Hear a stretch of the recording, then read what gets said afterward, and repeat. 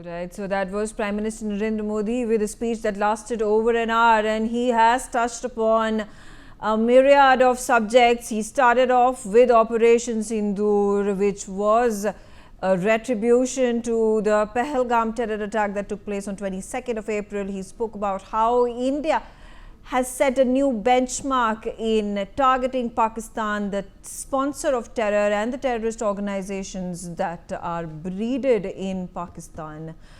And he has spoken about how India has set a new normal, that India will strike Pakistan deep inside Pakistan at the time of its own, at the place of its own choice, and it will be a strike that Pakistan will not forget in a long time. Joining me on the telecast is Sumit Peer. Sumit, let's hear it from you. You know, every single attack that has come BJP's way, the government's way, the Prime Minister has spoken about it. The Prime Minister has retaliated. The Prime Minister has given his reasons, his justifications and explanations, particularly about how Operation Sindoor spanned 4 days, how India's focus was only to strike the terrorist hubs. But when Pakistan retaliated, India had no choice but to hit Pakistan hard, and so hard it hit Pakistan that Pakistan had to come back scurrying, hoping and appealing for a ceasefire, which India granted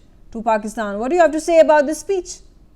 Megha ji, thank you very much for having me on your show. As an Indian, as a patriotic Indian, I think today is a day of pride for me, because my heart swells with pride after listening to what the Honorable Prime Minister said.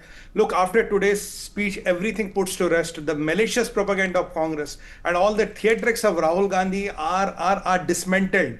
Congress's real chehra कहते हैं ना हिंदी में, that is exposed. You know, even that so-called Trump's mediation, when the Honorable Prime Minister clearly said no world leader, किसी भी नेता ने did not tell India to stop. He again clarified he did speak to JD Vance only on 10th after he tried to reach Prime Minister Modi for an hour. He was busy with the army. He told us how did we dismantle Pakistan. He told us what we are going to do with the Pakistan again if they dare to attack us. He told us how Indian Sena ka valor, Bharatiya Sena ka jo valor hai, how that was beyond time, and how our made in India weapons did the magic. And what did Congress do, from blood-proof jackets, flying trucks, from cut and commission Rajniti to all the things that had devastated this country for so many years, and how because of this Atmanirbhar Bharat, because of the systematic things of making Sena Atmanirbhar and getting it all the weapons made in India and giving them all the command and control, that is how we could win Operation Sindoor. That is how we could get Pakistan on his knees. And Rajnath Singh had also said that Pakistan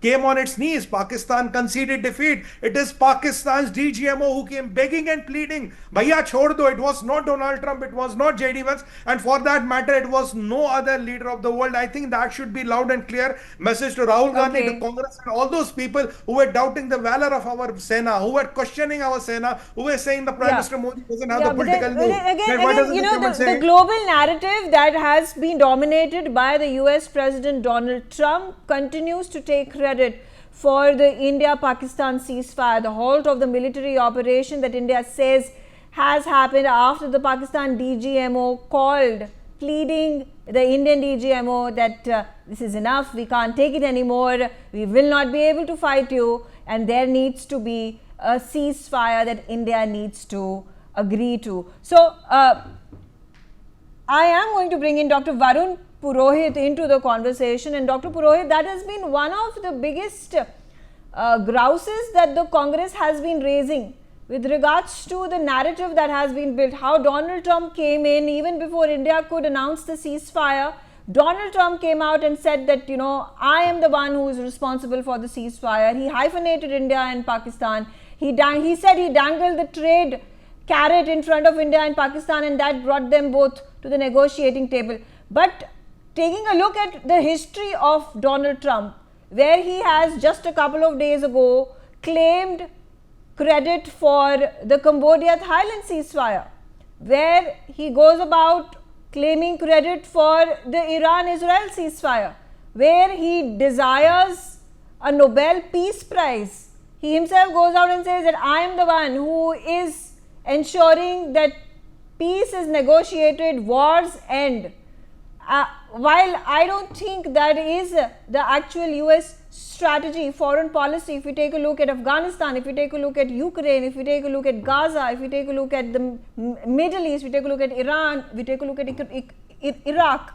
So, why is the Congress so eager to believe what Trump has to say and discounts completely what Indian leaders, what the Prime Minister, what the External Affairs Minister, what the Defense Minister have to say, and they have been repeating it time and again?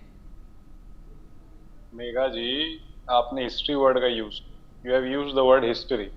अगर history word का आप use करते हो तो ये जो series of act Modi सरकार का आप देखो लास्ट 11 इयर्स, तो अब की बार ट्रंप की सरकार, ट्रंप के हाउडी मोदी, सारा ट्रंप ट्रंप ट्रंप इतने टाइम से कर रहे हैं. तो एक सीरीज ऑफ एक्ट है कि ट्रंप से बहुत ज्यादा इनकी क्लोजनेस, तो कंट्री की और एक इंडिविजुअल फ्रेंडशिप पे डिपेंड करता है. अब ट्रंप अगर इतनी बार कह रहे हैं तो उसको नाम ट्रंप का लेने में क्या प्रॉब्लम थी? नाम लेके ट्रंप कहते थे भाई ट्रंप ने गलत कहा, कुछ नहीं कहा, हमने ऐसे नहीं किया, ऐसे किया, लेकिन ये नहीं कर पाए, इसलिए इश्यू अराइज हुआ. और आज भी आप देखिए इनका जो पैटर्न है 11 ईयर्स से सेट पैटर्न है. आज की जो पार्लियामेंट है, अभी बात कर रहा हूँ, मोदी सेंट्रिक पार्लियामेंट हो चुकी है. आज मैंने देखा पार्लियामेंट के अंदर मोदी मोदी के नारे लग रहे हैं. तो ये क्या है, एक जो भद्दी चाटुकारिता का एक अड्डा बना दिया है संसद को, जहां इंद्रजीत गुप्त, नेहरू जी, अटल जी, ऐसे जो विद्वान पार्लियामेंटेरियंस थे जिनकी स्पीचेस को आने वाली जनरेशंस को एज एन एग्जाम्पलरी स्पीचेस पढ़ाते हैं. आज की संसद की स्पीचेस को आप आने वाली जनरेशंस को पढ़ा नहीं सकते हो. आप बार बार राहुल नेहरू जी को आप मैंने पहले ही कुछ डिस्कशन हुए, कल भी मैंने कहा था कि let's not go there because Rahul Gandhi has inadvertently used the F word today.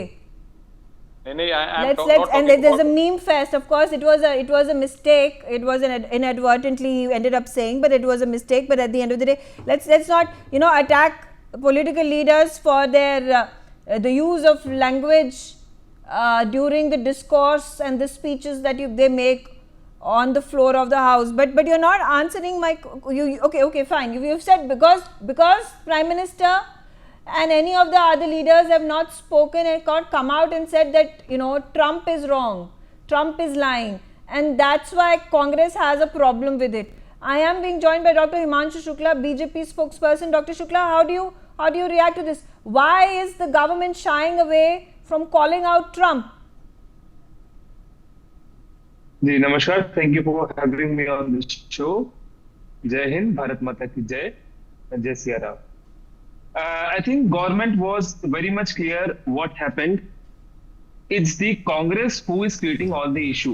I mean, Congress has a lot of lawyers, very senior lawyers, and now they are, lawyering. They are, acting as a lawyer of Pakistan these days. Whatever Pakistan wanted to say during this Operation Sindoor, our Home Minister, Honorable Prime Minister, have made their points as well. That what Pakistan wanted to say in the international media, Congress has told everybody. So everything that was done by the Congress and all these things, the HM, the Defense Minister and PM Modi have made it clear that it was the Pakistan's general, it was the US Vice President who wanted the ceasefire to take place. And it was us who just wanted the revenge. And I wanted to make this clear that Operation Sindoor is live. Yesterday, I was on your show and, the senior leaders and the spokesperson of Congress were making fun at what happened with the terrorists, and they were laughing and smirking and making the expressions that what did you do with those terrorists? And today, when our leader told to the parliament about this Operation Mahadev, and they neutralized all the terrorists today, and now they are saying why it has come today. I mean, what is the problem you have? You have a problem with the army, you have a problem with the people, or you have a problem with whatever the government does. If they will give 100 rupees to the Congress, then they will make a question that why are you giving it today only? Why not yesterday? Why did not you give it tomorrow? Dr. Shukla, there's another concern. Today Priyanka Gandhi Vada was on the floor of the House, and the question that she continued to ask of the government was, and I think it was legitimate, do you think the government, at least the top leaders, the Home Ministry, has shied away from taking responsibility of the intelligence failure and the security lapse?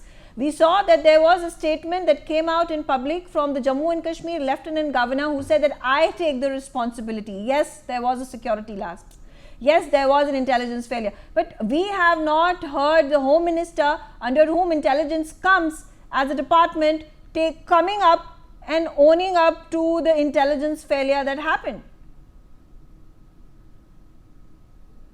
See, our government was, effective, rigid, and the army was rigid. Yes, I don't think so. It was any intelligence failure of the government. Yes, these things are planned, and perhaps it's a very big nation. Are you saying there is no intelligence failure, that in Jammu and Kashmir there have been dozens and dozens of attacks, terror attacks, targeted killings, personnel have been killed, high military officials have been killed, civilians have been killed, tourists have been killed, and you're talking about no intelligence failure on the part of the ministry? See, I myself have served in the army years ago, and I wanted to make sure that, whatever we speak on the television and what we sit on these AC, rooms and talk about the army, that is not the factual thing. Every person cannot stay at the same place. I mean, if we have 1,000 soldiers, marching in an area, protecting an area, there could become You're not a answering time my question. when, You're not answering I'm asking my you a question. I'm giving you the spaces that it can be a part. I mean, it's the let's call spade a spade. I think the government has accepted, and you being the spokesperson of the BJP, I think you should be very clear when you go about saying, yes, there was an intelligence failure. I don't think what's the shame in accepting that it was an intelligence failure. Yes, there could have been more preparations kept in mind by the armed forces to ensure such an incident did not take place. It has taken place, and here's hope that our security forces are going to be more vigilant to ensure such an incident does not take place ever again, even though we continue to face this threat, a systematic, permanent, constant threat from Pakistan. I'm also being joined right now by Major General Shashi Asthana. General Shashi Asthana, about the 3 terrorists that have been neutralized yesterday in Operation Mahadev. Today, Amit Shah also spoke about this. The Home Minister, he gave this evidence that the voter IDs, the chocolates that were seized from the hiding place of these terrorists where they were caught and then neutralized, was manufactured in Pakistan, and that gives us ample evidence that these were Pakistani terrorists who infiltrated into India and not the homegrown terrorists that P. Chidambaram, the Congress leader, alluded to in one of these interviews day before yesterday. Prime Minister Narendra Modi has also raised this question about the Congress seems to find fault in everything. Just because this anti-terrorist operation took place yesterday, on the very day when the Lok Sabha 16-hour special session on operation was to begin, and therefore Congress is raising questions over it. Why has it happened this way? Is there some sort of an anomaly? Is there some sort of a conspiracy over here? How do you react to this? See, this is, I think, an unprofessional statement because the operations to nab those terrorists were on continuously from the time the event has happened. Now, it's a separate issue that we got the success today and the security forces got the success today. So that is, I don't think has got any relevance to parliament session. Let me tell you in no uncertain terms, we have spent whole of my life in the military. We don't go by what is happening in the parliament and the political debates as to how they function and who is saying what. I don't think that matters too much to the soldier on ground because we have a aim, we have been given a task, and that task was certainly given on that day itself. We should be celebrating, yes, the task has been completed in the manner that we have been able to get them, although it has taken some time. Now, let me also tell you that most of these terrorists, they are hiding, and there are enough places to hide.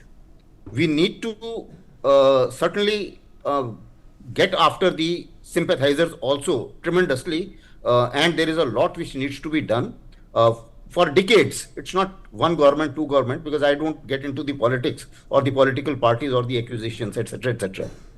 So let me tell you in no uncertain terms that yes, if a country who is a weaker country in your neighborhood decides to launch a proxy war, they will find some targets, because at the end of the day, there are certain gaps which can never be fulfilled, irrespective of how much force you put in. So that is why perhaps a fair amount of campaigning is required to ensure that there are no supporters. Now that is something which is very important and which I am sure is being looked at by the people who are concerned to control the terrorism. Most important thing as far as today's talk is concerned, now that I am on the channel, let me point out 2-3 things. Whatever were the accusations between the political parties, I don't comment on that. But certainly few things came out very clearly. One is, I think we have been able to nail the propaganda being propagated by the America and President Trump in particular. I think there is no doubt that he has been answered appropriately. And I think the whole world media is going to pick it up, that this is what has been said and this is what exactly happened. The sequence of events, I think the whole world knew. It's not that they were not privy to that. Everybody knew what had happened. But then this is something which was supposed to be conveyed in no uncertain terms. The second thing which has been conveyed very appropriately is that Operation Sindoor is still on. So therefore, while we do not discount that Pakistan can still propagate a terror, shall I say, action, and it can be slightly in a different form. It may not be directly, it can come from via Nepal, it can come via Bangladesh. So many things can happen. There are a whole lot of permutation combinations. But what I could make out was that one message is very clear, that having propagated a proxy auction, obviously they can't sleep. And this point was very clear, that once you propagate an action, there is a cost. We are going to react, and that has to be known and has been nailed very well. So I think these are two very strong strategic messages which have gone to Pakistan and to United States. And as far as the countrymen are concerned, I think country knows everything what has happened, and we all applaud our security forces that they have finally got those terrorists as well. Whereas I can tell you that the terrorists can hide for 2 months, 3 months, 6 months, something like that. The average life of a terrorist after committing a crime in Kashmir, you can vary it from 6 months to almost about 2 years. He can keep hiding and moving around for almost 2 years, but he gets eliminated within a period of 2 years.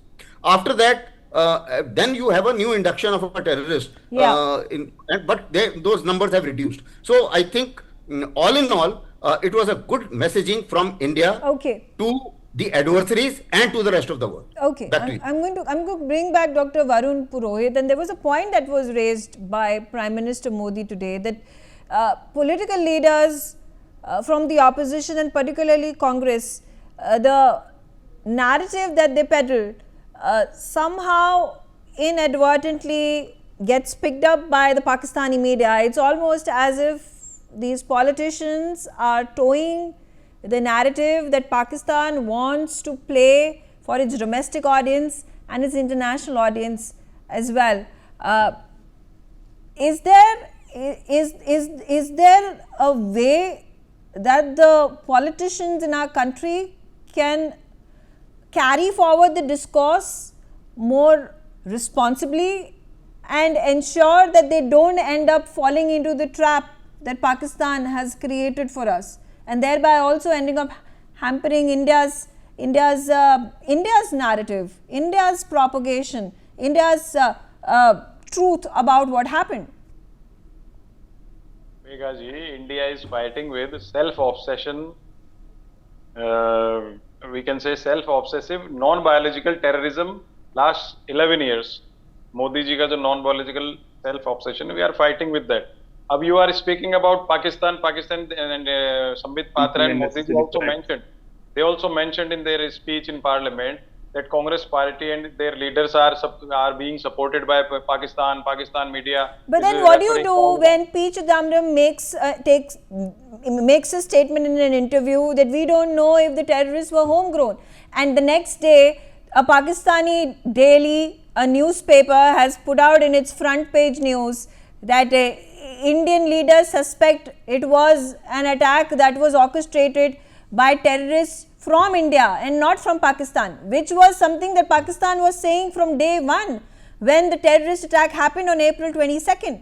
They even refuted the fact that the resistance force was behind this attack, and later on they have now accepted it, acknowledged it after United States has designated the TRF, which is an offshoot of Lashkar-e-Toiba, as a proscribed terrorist organization. Megha ji, this government lacks consistency. In the last 11 years, I mentioned earlier. You are hankering over the 11 years of the government. I'm just asking a straightforward question. How do you have to react to when Pakistani media picks up these bits and pieces of Congress leaders' statements and makes it into a huge news which is detrimental to India and India's interest? If suppose Pakistan media gives some hypes to the Modi's statements, then what will happen? Modi But it is not. That's what I'm saying. It has never done this. Why do Congress leaders' statements keep coming up, popping up in Pakistani media? That is because of lack of consistency, lack of transparency of Modi government. They are not clearing the situation after 22nd April. 3 months हो गए, 3 महीने तक they are not clearing the situation. कितने आतंकवादी आए, कितने So then you will speak unnecessary things. What kind of? Don't speak in between. Don't interrupt, please. I have not interrupted in between you. Okay. I'm being joined right now by Nalin Kohli. He's the BJP national spokesperson, BJP leader. Thank you very much, sir, for joining me on the telecast. And my first question to you about your reaction to Congress leader P. Chidambaram's comments on Pakistan's role, talking about whether it was a Pakistani terrorist who infiltrated into India, or was it a homegrown terrorist that was responsible for the Pahalgam attack? The Congress party, unfortunately, is now building a track record wherein they are showing they are speaking the voice of Pakistan and giving Pakistan a handle against India's security and strategic interests. Let's not forget, it's the Congress party that came up, unfortunately, with that terrible connotation of saying saffron terror. It was, if I recall right, Mr. Rahul Gandhi in some kind of interaction with some foreign diplomat, perhaps from the United States, had said that saffron terror is something bigger. And then, of course, it was repeated in the Congress party's Jaipur convention. The Home Minister stepped in of the then Congress government, and saffron terror became a new coin. In one sentence, they equated a non-existent saffron terror concept to justify the real cause of terror on the other side. It was horrible, unacceptable. Now today we have homegrown terror.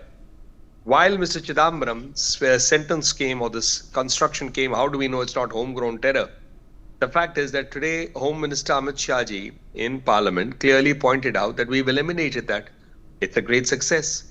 Now what will the Congress party do? Apologize for this hasty media bite that they gave, which somewhere or the other would have given Pakistan a handle, and the next day it would have carried in their media channels prominently.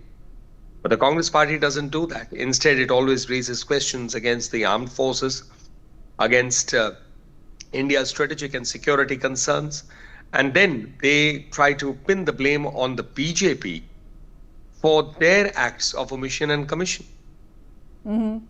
All right. Also, what has been in the news in the past several days is how the veteran Congress leaders Manish Tiwari and Shashi Tharoor have not been allowed to speak on the floor of the House. Today, Manish Tiwari also put out that post hinting at how he is always going to speak in the interest of India and the interest of Indians and in support of the Indian Armed Forces. What do you think is taking place within the Congress?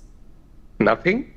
In the Congress party, it's very clear. You can't speak for India. You can't speak in India's interest, the armed forces' interest, unless it is the go-ahead is given by the first family, the Nehru Gandhi family. In this case, Mr. Rahul Gandhi. So you need permission to speak. And that completely demolishes Mr. Rahul Gandhi's so-called India is in danger of an undeclared emergency. The undeclared emergency is in the Congress party, where there is a gag order on anyone to speak. And you will not accept, the Congress party will not accept any of their leaders speaking in India's favor because they consider that not good political duty, or maybe they don't consider it loyalty with regard to the Nehru Gandhi family. So I think Mr. Rahul Gandhi's entire claim and belief on the Constitution of India stands completely demolished because Mr. Rahul Gandhi, in effect, is passing a gag order and preventing bright voices in his party to speak from and speak on important topics in a non-partisan manner as it should be in Parliament. And the Congress also today, Priyanka Gandhi Vadra came on the floor of the House. Other leaders of the Congress said that, there was an intelligence failure and it should have also been held to account. And do you think the demand and the questions that they've raised to the Home Minister, the Home Ministry are unreasonable? The Congress party always comes with a set of demands and questions. Where are the answers? Has Mr. Rahul Gandhi ever explained why during the Doklam crisis he went secretly to meet the Chinese ambassador? There's no explanation forthcoming on that.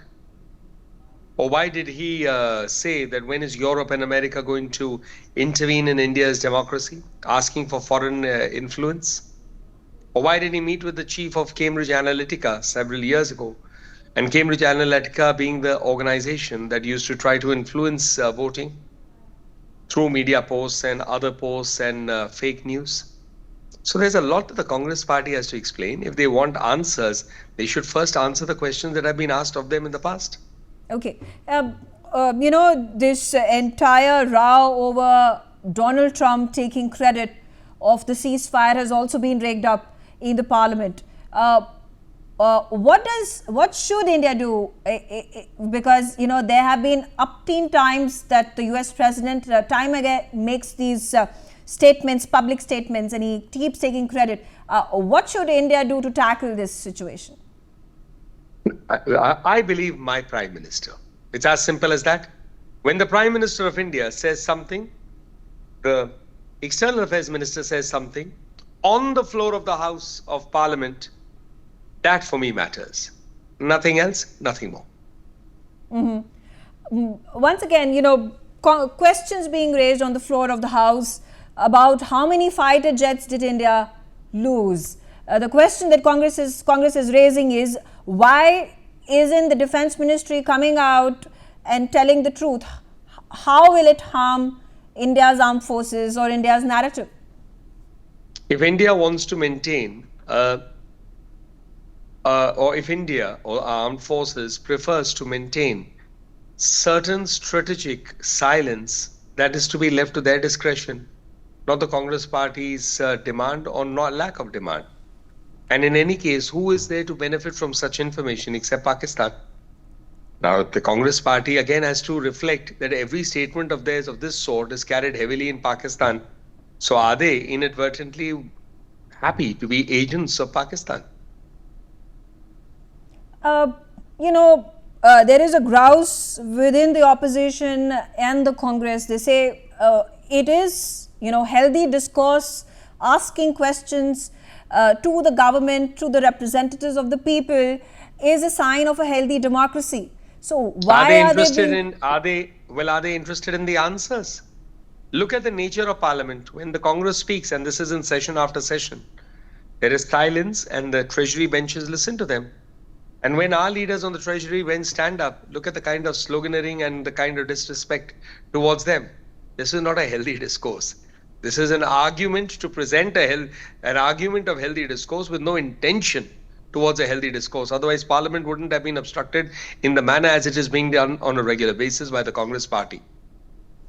Talking about the Prime Minister's speech that lasted over an hour, he explained the reason behind India's Operation Sindoor, how within 22 minutes we were able to avenge the deaths of the 26 people that died on 22nd of April, and it was Pakistan that ended up doing the act of aggression that led to India then hitting deep inside Pakistan and destroying their air bases and their military installations. Do you think India has set a new normal and Pakistan will perhaps have to think multiple times before it attacks India again?